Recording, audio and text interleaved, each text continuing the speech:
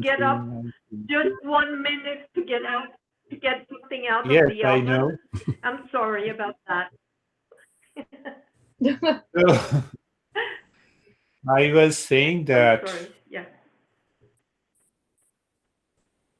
we normally say we have lot of problems in the world outside. Problems in personal, professional, social life, problem of money, problem of physical health. This all belongs to the world. So my master used to say that we do not have any problem in this world. The world itself is a problem. And we have no choice to leave this world. So if we have no choice to leave, leaving this world means the death. So we have no choice to leave this world. So the master says, learn how to live in this world, but do not allow the world to live in you. When the world lives in you, you have anxiety, you have pain, you have problem, you have suffering. So the journey of meditation is all about what is it all about? All about to educate the mind. But again, next question comes, why to educate the mind? You see the step by step, it's rational. Everything is put it on the reasoning and the knowledge. So the next question comes, why to educate the mind? Is mind not educated by default? Now see, by default, the stress and suffering enters into our life. They do not say, they do not knock the door. They enter from the back door.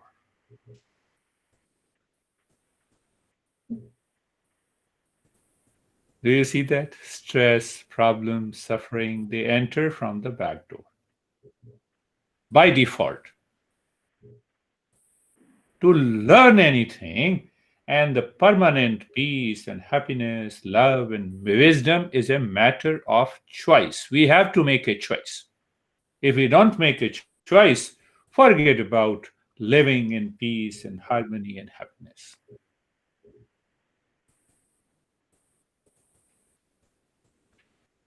See, here honey has a problem. So, honey has a problem, but because he or she is related to you, so the problem comes from the back door because my honey is suffering, so I'm also suffering. Do you see that? Mhm. So all problems enters in our life from the back door. That means the world is entering in us because we are living impulsively, instinctively, habitually. And that is why we have to educate the mind. And to educate the mind, we have to make a choice. And the choice is made by the intellect.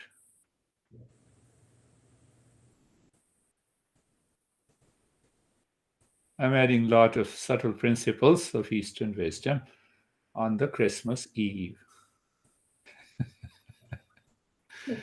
But we should be very clear to understand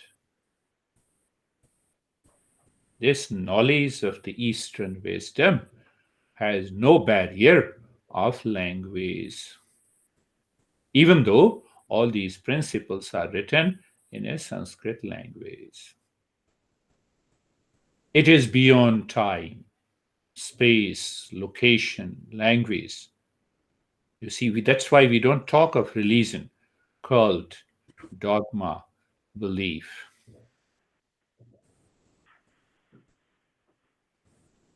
In any cult or dogma, teacher is important. Do you see that? Have you seen some scam of the cult? So we always talk, oh, that guy has created the cult. See that? Eastern wisdom has no cult. The moment you create a cult, it is not Eastern wisdom, it is not meditation. In culture, history is important. You see that? In Mhm. meditation, history is also not important. Geography, no, it is also not important. Lineage, not important. Knowledge of the reality, neither is this time based, history based, location based, language based. We should keep this in our mind. That is the journey of meditation. Think of this. Knowledge based, no. No. Yes. Time based, no.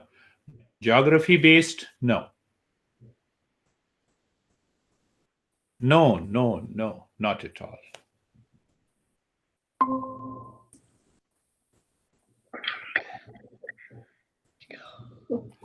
They made Hi, John. they made So we were understanding that this journey of meditation has no, not based on religion, cult, dogma, geography, time, location. It is the knowledge of reality.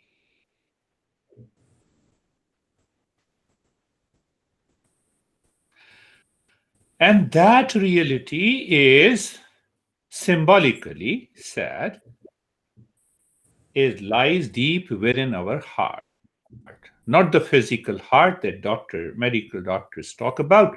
It is at the center of the rib cage, which is the seat of pure consciousness.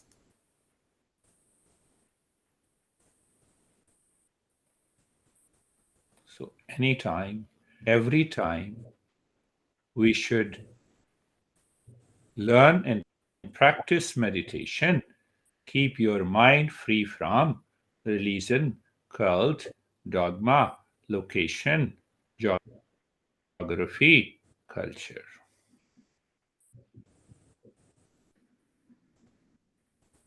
It is free from culture. Why? In culture, history is important. What happened 1,000 years ago? So I also talk about it that this knowledge is 6 to 8,000 years old, but that is only a reference point. It has nothing to do with history.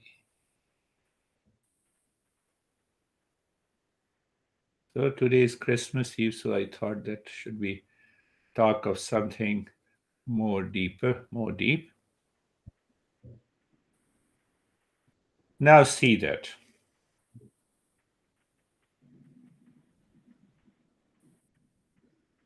what you to are see. already in permanent peace and happiness, love and wisdom. That is your essential nature. One thing is there that you don't recognize it.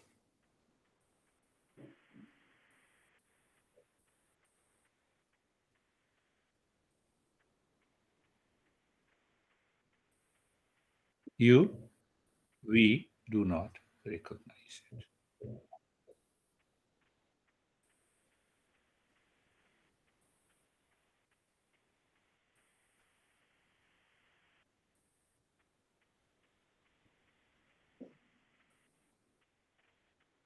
So, my master used to tell a story that will make this clear that we are already into that.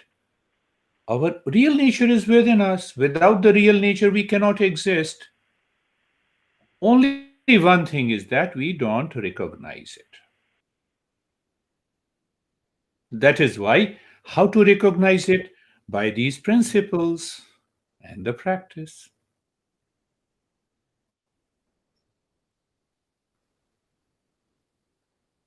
So, in ancient India, there was a prince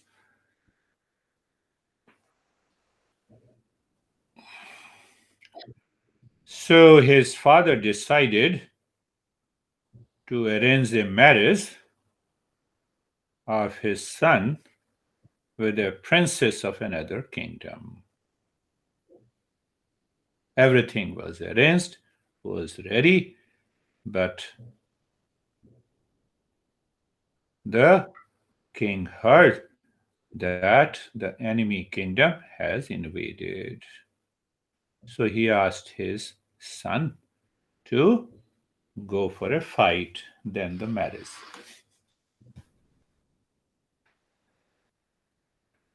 That happens in a subtle way in our life also, not a big deal. So, anyhow, so the prince. So, have you seen the Indian women? They put a red line in just in the middle. Huh? There is known as a red powder. They put it. So that gives a certificate that this woman is married.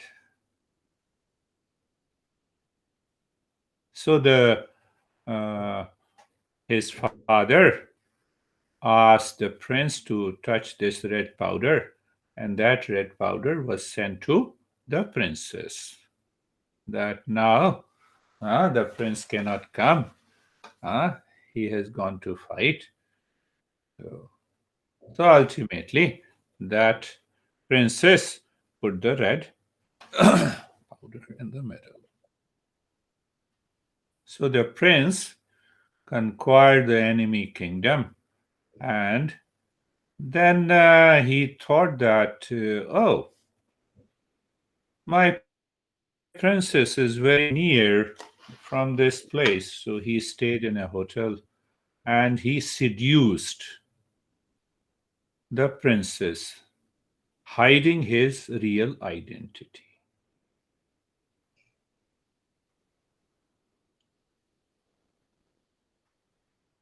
So the princess came to him to meet him. Princess did not know that he is the same guy with whom the marriage is arranged.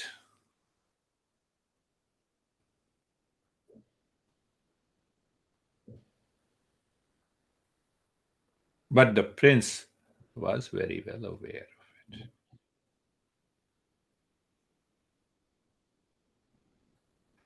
So when they met together, the prince revealed his identity. I am the same guy with whom you got married. Your red is powder that I sent you. The girl fainted and died. How sorry? But this is a parable gives you the because she thought once the prince revealed the identity, she thought, what a crime I did before revealing the identity. That I got seduced by the guy. Do you understand the story? That is what happens in our daily life. We are seduced by, now understand, we are seduced by the pleasure of pasta if we like pasta. I'm always giving an example of pasta. So we are seduced by physical pleasure. So pleasure is there. Pleasure is there in the pasta. Pleasure is there in the car. Pleasure is there in the house. Pleasure is there in the clothes.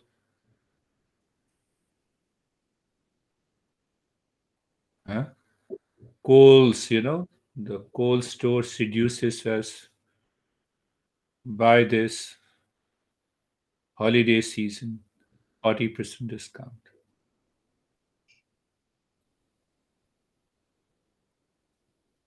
We are seduced by place, location, food, objects of the senses all the time.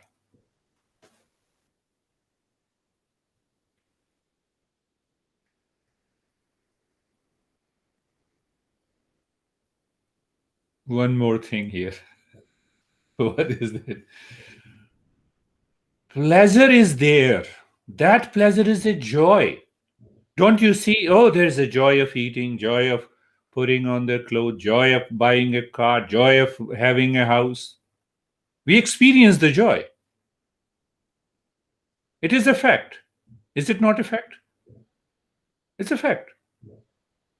Whether it's a physical pleasure or eating objects of the senses or buying something, the mind realizes this joy belongs to the object. But in reality, that joy belongs to my real nature. We don't recognize.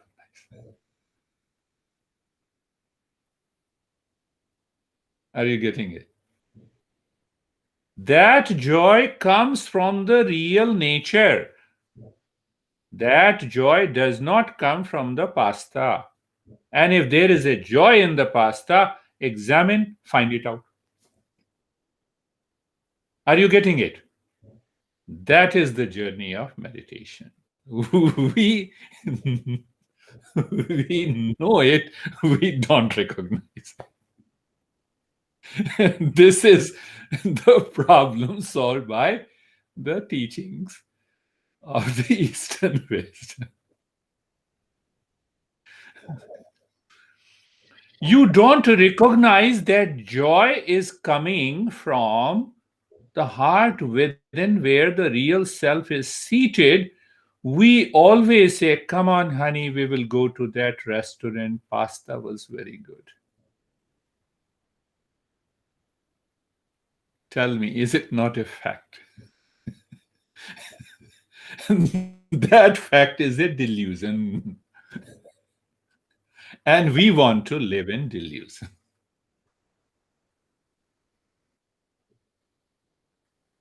That is why meditation is known as removing this delusion. What is delusion? What appears true is not true. Joy appears in pasta.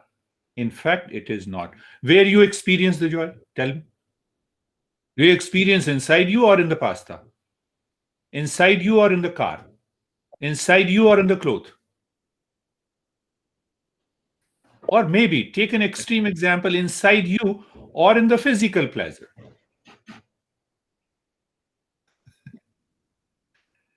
Just discover that, find it out.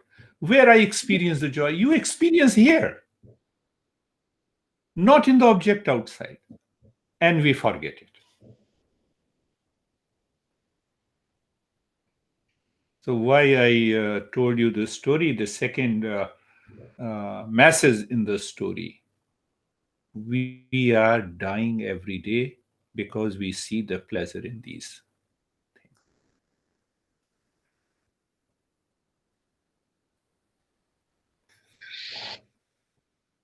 We are dying every day. That is making our life miserable.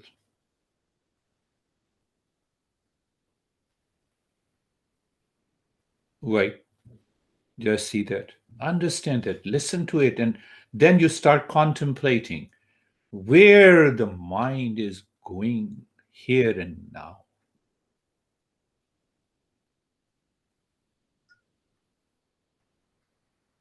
Mind has to go with the thought, isn't it? It has to be a thought.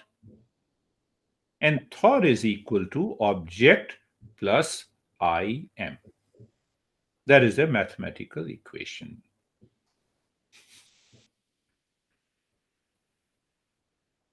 I like pasta, you see, thought. Pasta is an object and I am. See that? So we have number of thoughts like this. That is why we say mind is wandering. Are you getting it? Very simple to understand, but when you contemplate and reflect and you keep your mind aware, oh, this is it. Mind, now you cannot cheat me.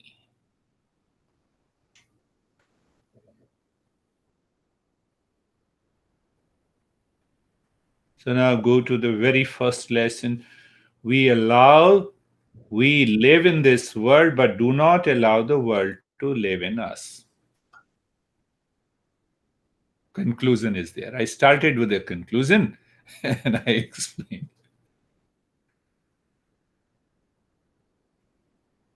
So, meditation, when we say meditation, get rid of that idea that meditation has to do with a cult, dogma, geography, place. No, it has to do with the knowledge of the reality. And used to ask me, is there a God? I never answered that question. Why should I answer? When she used to come to New Jersey in my rented apartment, we need not to answer. It has nothing to do with the God, religion, cult, dogma, belief. It has to do with you, who you really are. Third message from the story: we all are prince and princess.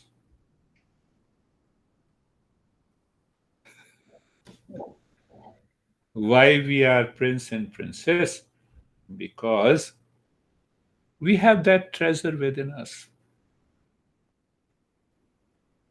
It is veiled by this delusion created by the mind. So the world lives in us, and that causes the problem.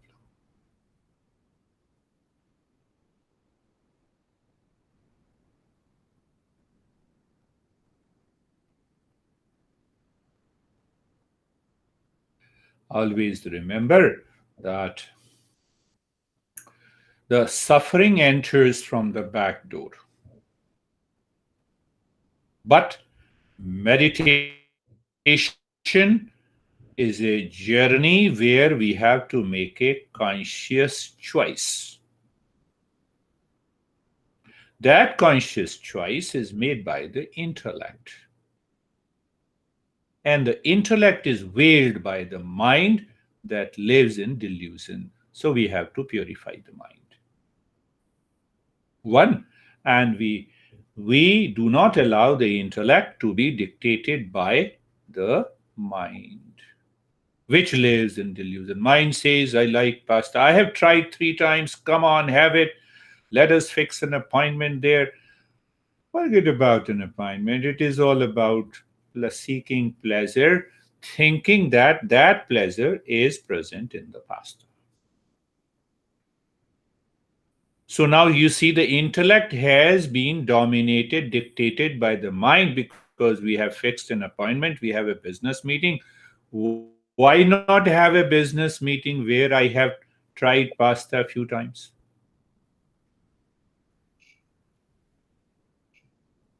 Do you see that? Then intellect cannot make a choice. The mind is dictating the intellect.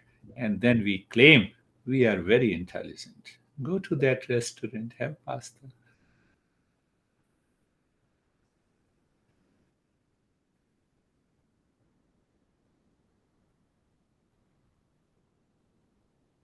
I'm making a simple statement. You can change that statement in relationship, in your personal life, in your professional life, in your social life. You will come to know how your mind is thinking.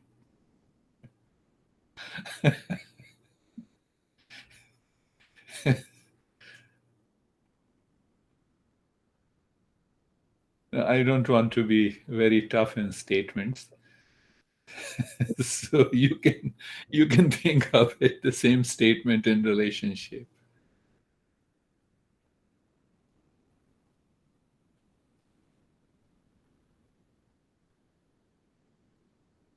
See that, understand that. So that is why the meditation cannot be achieved in a single session. We have to learn a lot of these principles. And the one, what happens in the advanced stages of meditation, that your mind instantly picks up these principles. In the beginning, you have to contemplate and reflect. The way we learn the driving, we learn all the different things in the driving, we learn the rules of the road, and then we pass the examination, same thing. But once you are a licensed driver, you don't need to remember. The mind recalls these. Huh? Mind recalls. I need not to go and study and then prepare, and then I said, okay, let me start. I have only a reference point that here is a sutra, here is a text that I have to educate and speak on that.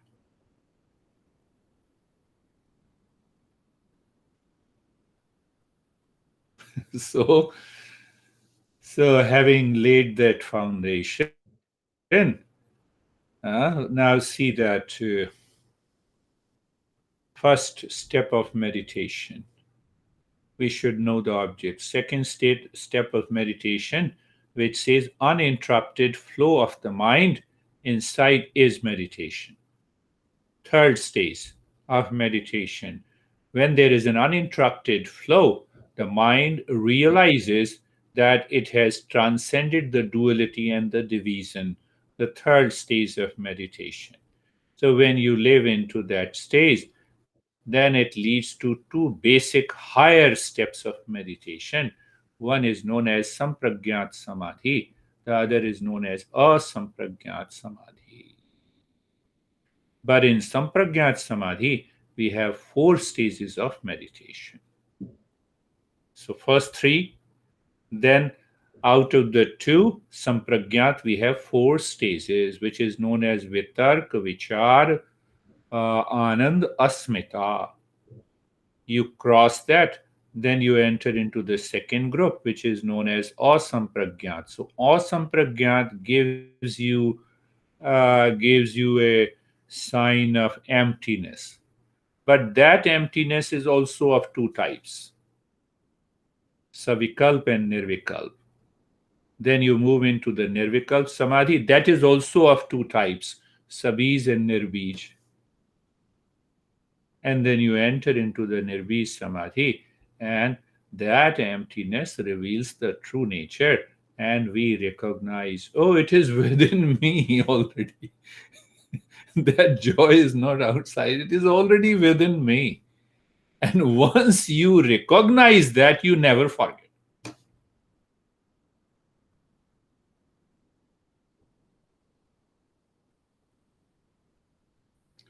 Last point, and then we will start the practice. Now you don't forget.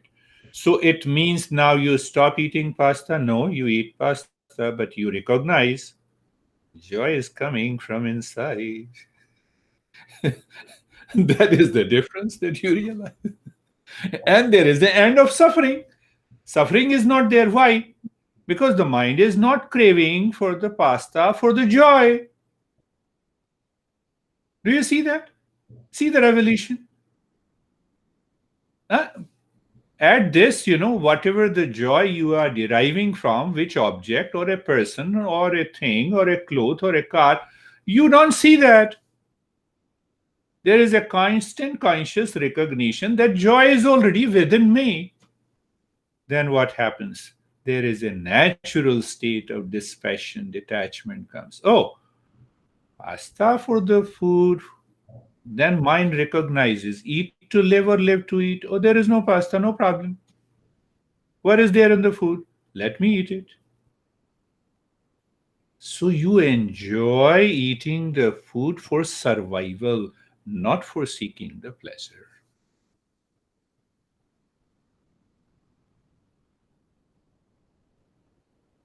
Now see what happens. So you are in a meditative state and you are a millionaire. That million is worthless. You are living in difficulty, maintaining your livelihood in this COVID time. You know how to manage your resources. You drop all the pleasures. The mind is still in the same state of the joy. It is independent of everything outside. Whatever the situation we have, Why I said so? Majority of our early masters, they said, we have found the joy, so leave all the possessions. They have left their house, they have left everything. They live on two pairs of clothes. And there was a system discovered or invented, I would say, not discovered, in ancient time, that they will wear the orange colored cloth so that the society will recognize them as a monk. So the monk knocks the door. Now there is, hodgepodge between the monk and crimes. Some criminals also take the shape of a monk. So I'm not talking of the modern days. And they create a cult. I'm not talking of so. So what was the system? They have left everything. They don't own anything. They don't possess anything. So they used to go. They used to knock the doors of three household. So whatever is offered. So there was a tradition that the moment you see the monk, you bring the food and you put it into their basket. My master used to sleep in a cremation ground for at least 6 to 7 years to check, not to be crazy, but to check if the joy continues or not, independent of everything.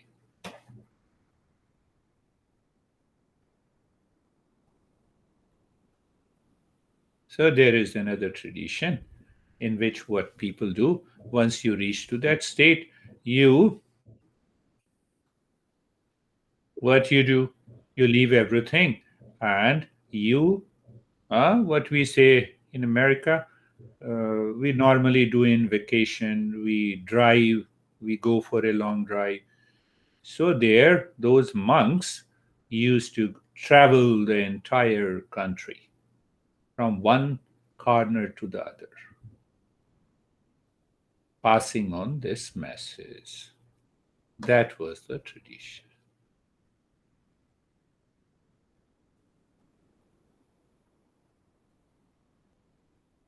So listen to this again and again. Understand, pick up every principle to live in the world, what it means, and not to allow the world to live it within me. And you will find every thought has little different degree of seeking pleasure with an object or a person outside. That is the cause of delusion.